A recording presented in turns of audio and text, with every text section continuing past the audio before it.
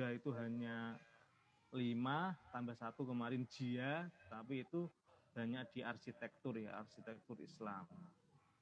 Oke, saya mulai. Jadi publikasi ilmiah itu intinya itu adalah hasil penelitian. Jadi sebetulnya yang benar itu di sektor hulu itu ya penelitian.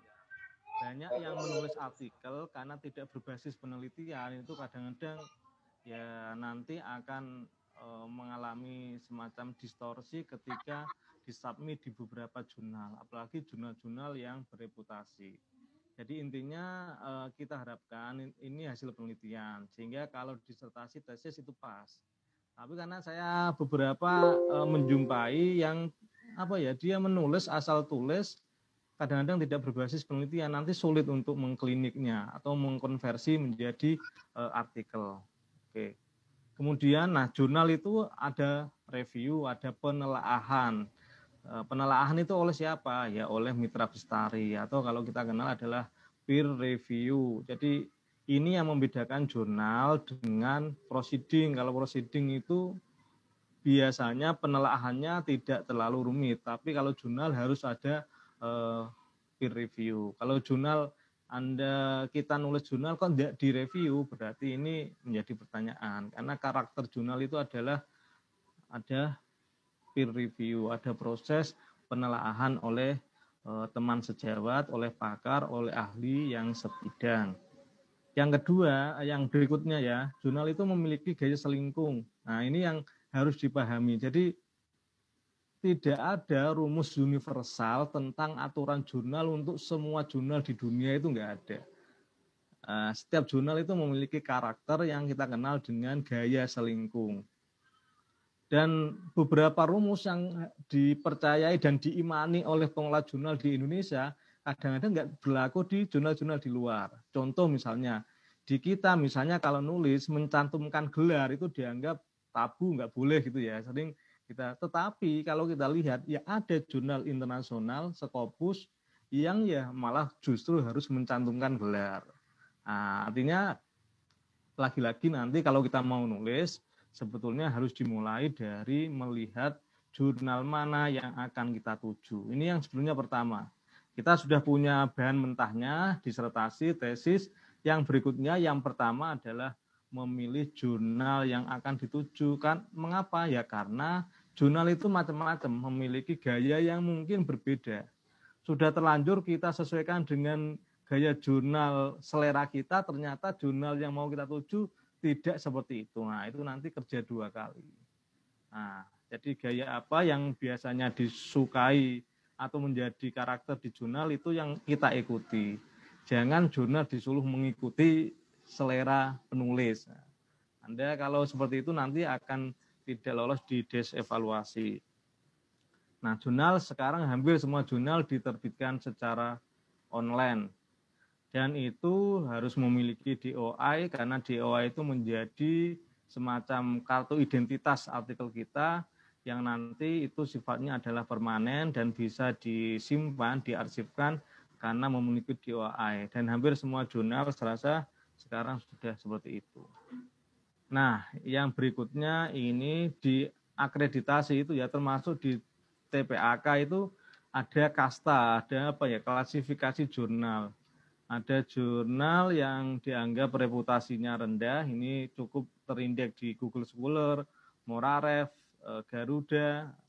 Ada yang klasifikasinya sedang, ini yang di OAJ, EBSCO, kemudian WOS, tetapi yang SC, jadi ini yang sering salah ya. Jadi walaupun di Clarivate atau WOS itu yang dianggap setara Scopus itu yang core collection ini. Ada WOS, Web of Science, tapi masih SC. Itu yang masih dianggap ini ya, levelnya sedang. Dan dimension ini ya, dimension ini berbasis pada Crossref, hampir semua jurnal yang ber-DOI bisa di level sedang. Nah, ini yang menjadi ini ya, jadi yang bereputasi tinggi itu ada 2, Scopus dan WOS. Tetapi Web of Science-nya yang core collection. Core collection itu ada 3, Science Citizen Index, Social Science Citizen Index, dan Art and Humanities Citizen Index. Ini yang dianggap bereputasi tinggi. Terus mengapa banyak orang yang tidak tertarik di WOS gitu ya? Mengapa semua orang ngomongnya Scopus gitu? Ya sebetulnya ini sederajat, tetapi secara tingkat kesulitan itu saya rasa agak lebih sulit WOS daripada Scopus. Sehingga orang larinya ke Scopus. Apa buktinya? Buktinya sampai hari ini tidak ada satu jurnal Indonesia pun yang sudah terindeks di core collection-nya WOS. Tidak ada satupun. Padahal kalau yang terindeks Scopus sekarang di Simagua saja sudah ada sekitar 80 jurnal. Tapi untuk yang WOS Core Collection ini belum ada satupun jurnal yang masuk ke sini. Sehingga ya cari aman, cari yang Scopus mungkin secara ini mungkin lebih mudah daripada WOS. Ini sebetulnya ada perkembangan yang signifikan kalau klasifikasi itu di Indonesia itu masuk di apa yang disebut dengan Sinta ya. Jadi dengan Sinta kita tahu ada 6 kasta ini ya, Sinta 1, 2, 3, 4, 5, 6. Sekarang jurnal terakreditasi itu sudah ada 5.148, sudah banyak sekali. Nah yang Sinta 2 itu sudah 825. Jadi kalau masih pusing, bingung, ke Sinta 2 serasa tidak ada alasan lagi karena sudah ada 825 jurnal. Dan saya rasa Sinta 2 tidak sehoror 3 tahun yang lalu ya, karena sulit. Saya itu dulu pernah mengakreditasikan jurnal yang masih cetak.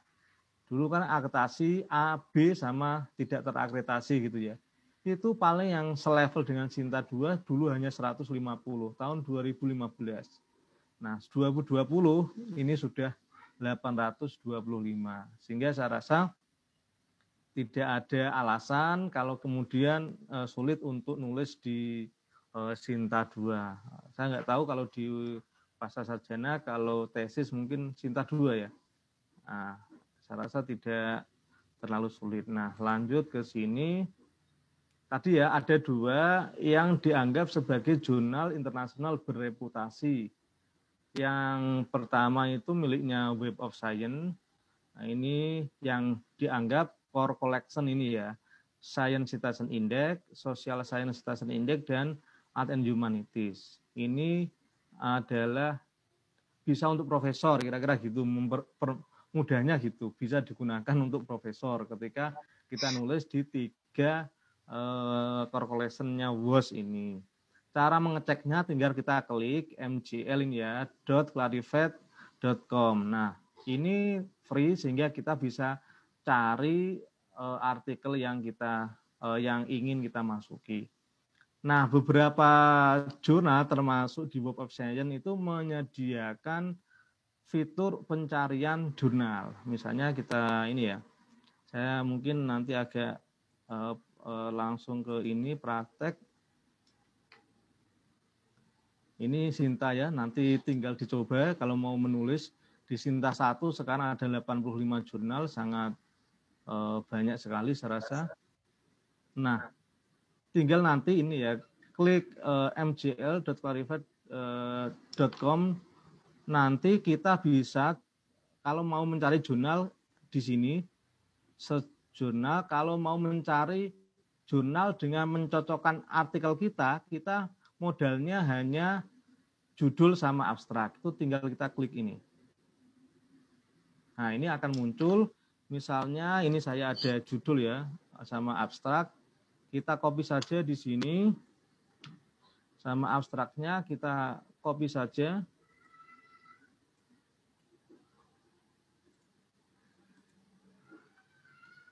Kemudian kita klik Find Journal.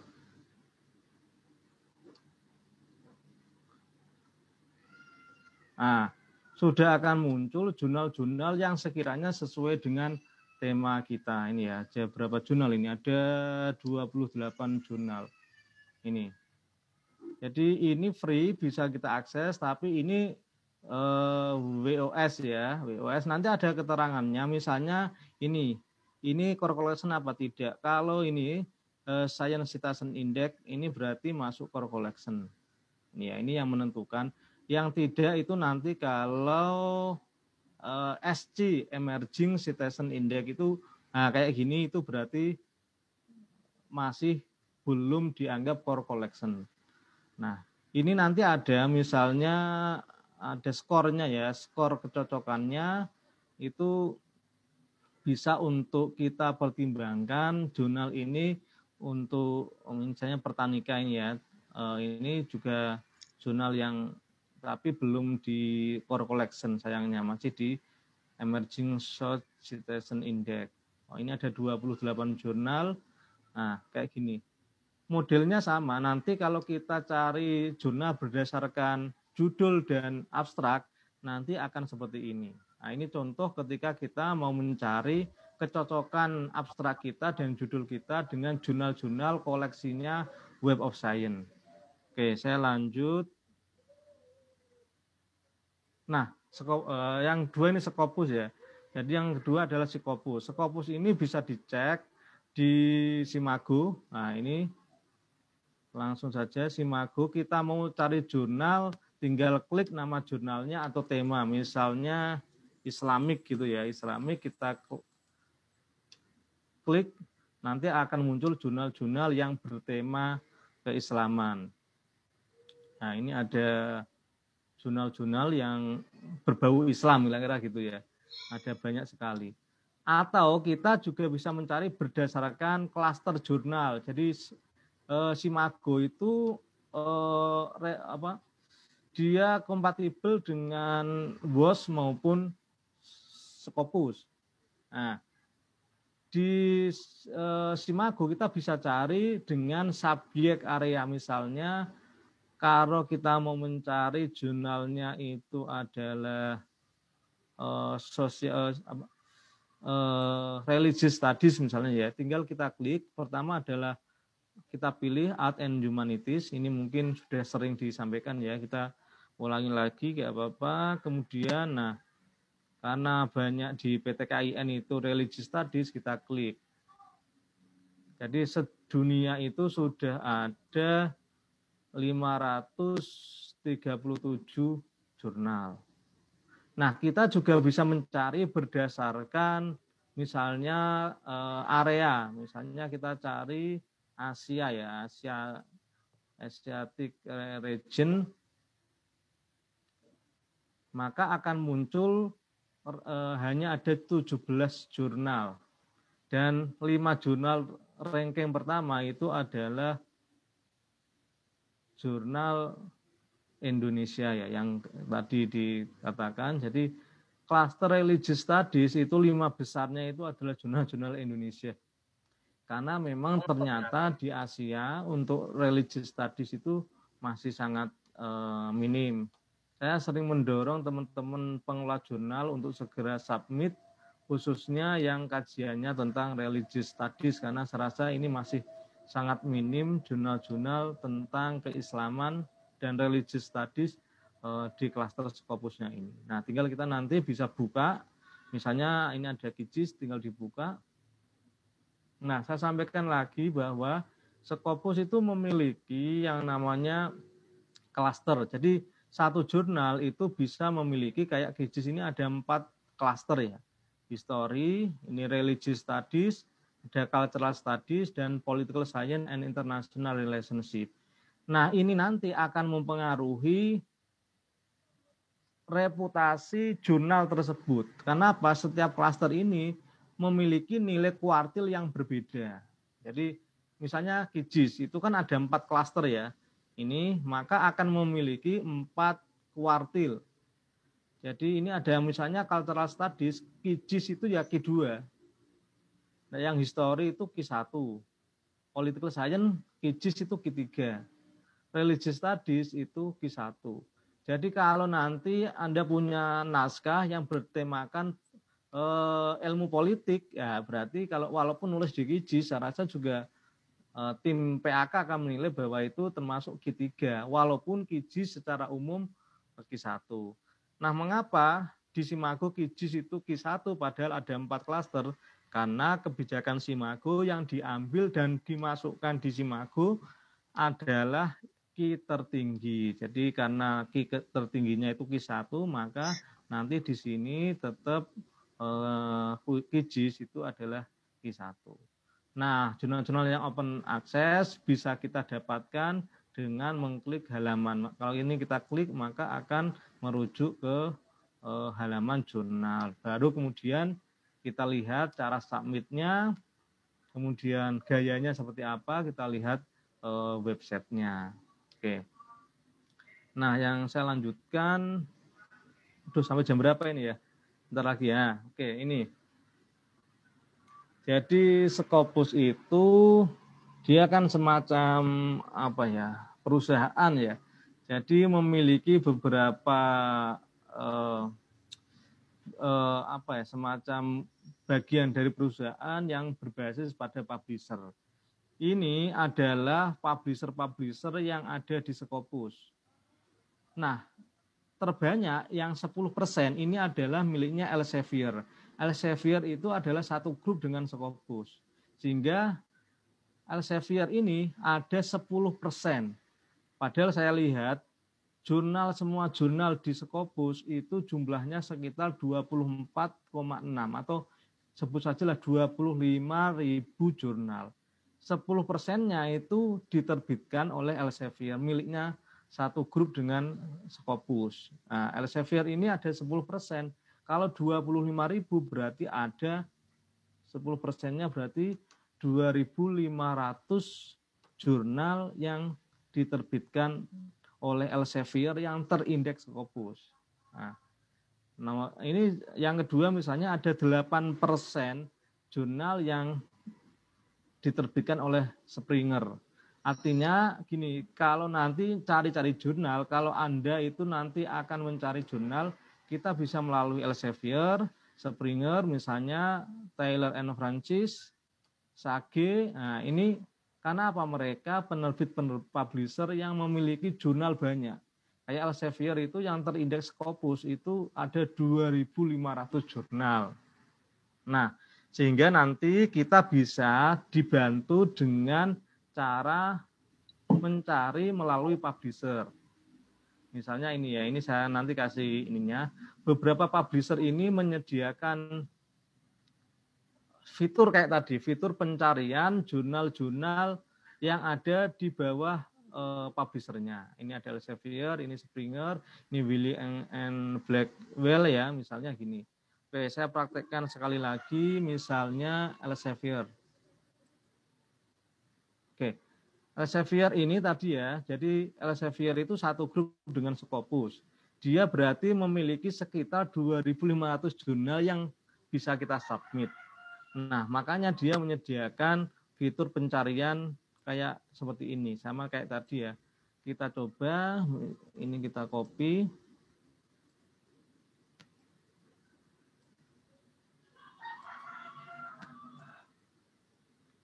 Kita copy, ini judulnya.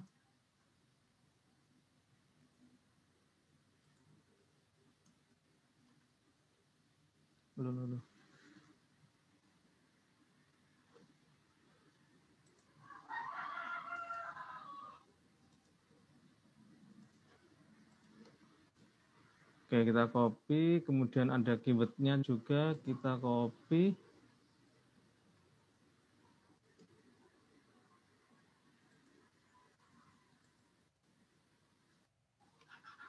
Bisa ya, misalnya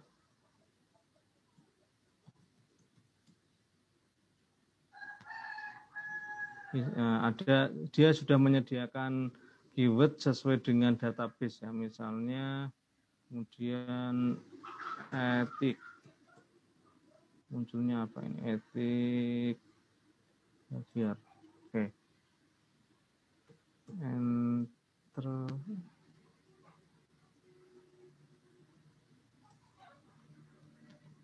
Nah, ini ada subjek areanya.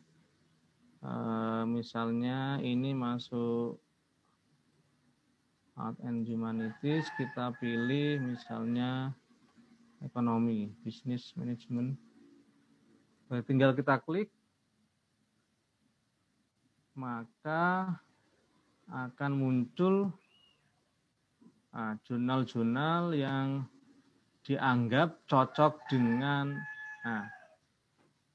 enaknya di Elsevier ini nanti ada ini ya, acceptance rate, ada ini ya, kadar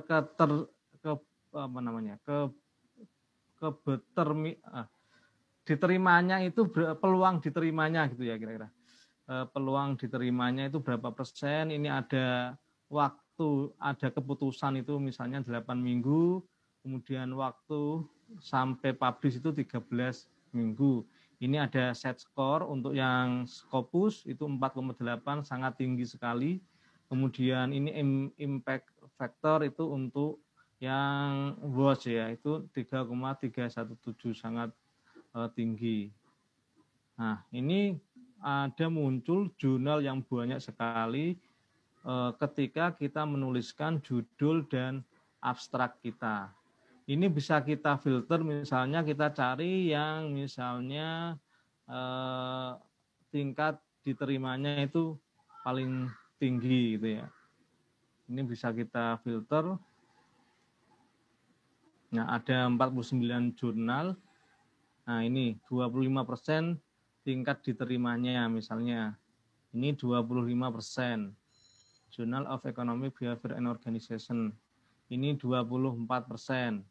Waktunya sampai publish itu 16 minggu, berarti 4 bulan. Jadi enggak lama, daripada nulis di jurnal PTKIN yang apa ya, enggak jelas itu ya, maksudnya kadang-kadang enggak dibalas, enggak jelas diterima apa tidak. Mending kita submit di jurnal-jurnal yang ini ya, yang mereka profesional gitu ya.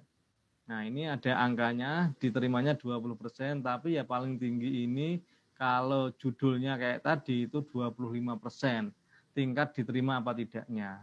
Nah, oke, ini berdasarkan, karena semua jurnal ini adalah jurnal yang ada di publisher Elsevier. Yang jumlahnya saya perkirakan tadi, karena 10% dari jumlah semua jurnal di Scopus, hampir 2.500 jurnal. Oke, saya rasa itu tambahan nanti ke materi ya. Jadi ini saya rasa nanti sudah hal yang harus dihindari. Saya ke ini aja.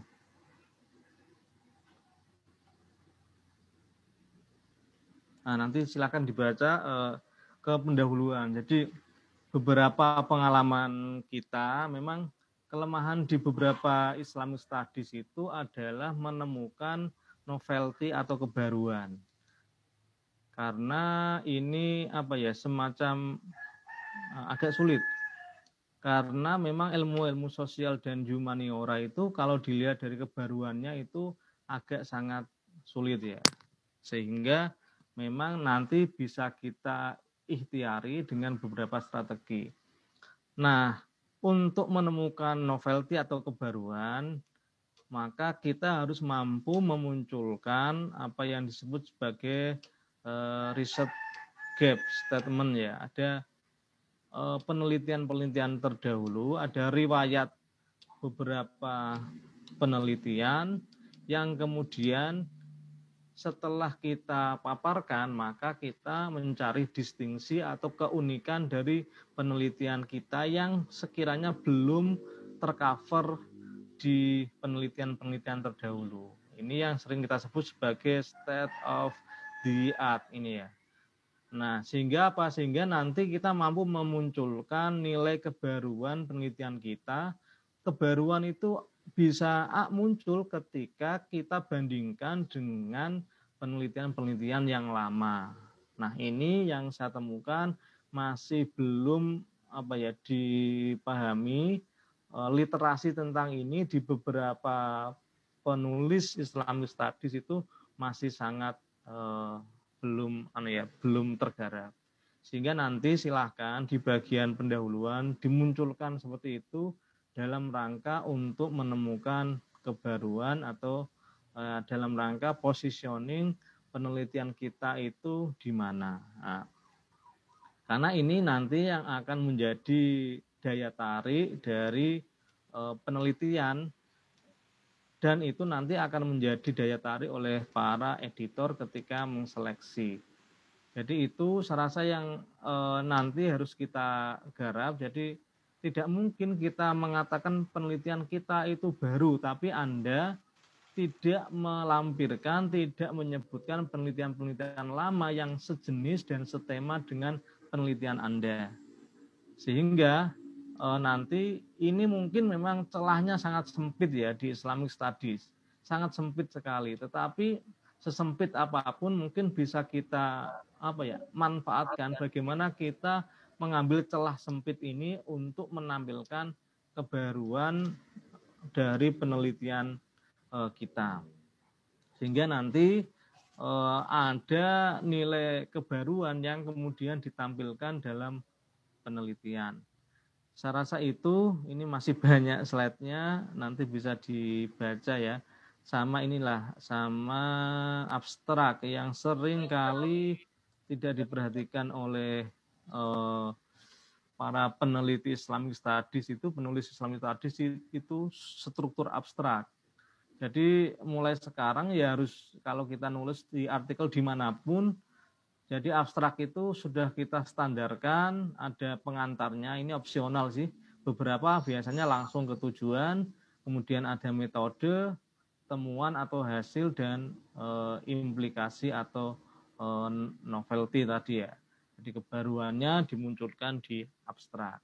Banyak penulis yang gambiar gitu ya, dia kadang-kadang ngopi dari pendahuluan atau dikopi dari kesimpulan yang terkadang tidak memuat unsur-unsur dalam abstrak seperti ini.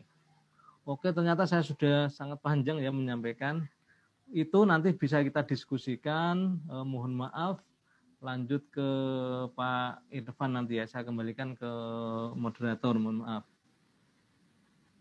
Ya, terima kasih atas presentasi dari Bapak Muhammad Mustaqim, begitu komprehensif, dipraktekkan sekaligus. Ini kita memasuki narasumber yang